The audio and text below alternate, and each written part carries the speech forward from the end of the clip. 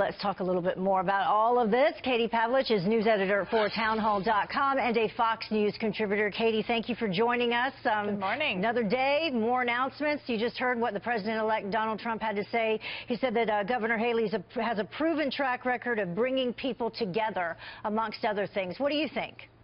It's very clear with Governor Haley's record in South Carolina that she's a leader, and the criticism of her in this position is that she doesn't necessarily have a lot of foreign policy experience, but she does have experience with American values and principles, and she's very good at espousing those views. And so when she goes to the UN, which of course is hostile to American values, she's going to be able to talk about the things that are important to Americans: free speech, freedom of religions, tolerance, women's rights in countries where women don't have a lot of freedom.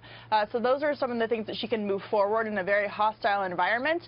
And I think that she'll be able to work with some of the people in the UN that maybe we haven't been able to work with Katie, before. what do you think pushed her to the top of the list such that she was chosen? Was this also an effort to be a little bit more diverse? Well, there has been a lot of criticism, specifically from Elizabeth Warren, saying that Donald Trump's choices haven't been diverse enough, but I highly doubt that the president-elect is taking advice from Senator Warren. I think that he is truly choosing people who are qualified and capable of doing the job, and those who can advance U.S. interests. And one thing that isn't being talked about here with the Haley choice that I think is important to bring up is the impact that this is going to have on Israel. Obviously, Israel is a huge ally of the United States. Jared Kushner has ties to Israel, obviously, and Donald Trump putting Nikki Haley in this position gives Israel some calm and room to breathe at the UN, because they, of course, are under attack. Nikki Haley was the first governor to sign legislation making sure that boycotts of Israeli goods were illegal in South Carolina, so that's something she can take to the UN and really stand up for our democracy and ally in the Middle East. But here's the other thing.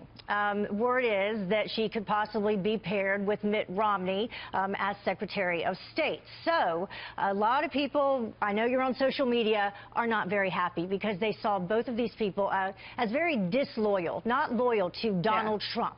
And so they're not happy about it. Well, I have some news for the people who aren't happy on either side of this, whether you are against Trump or for him.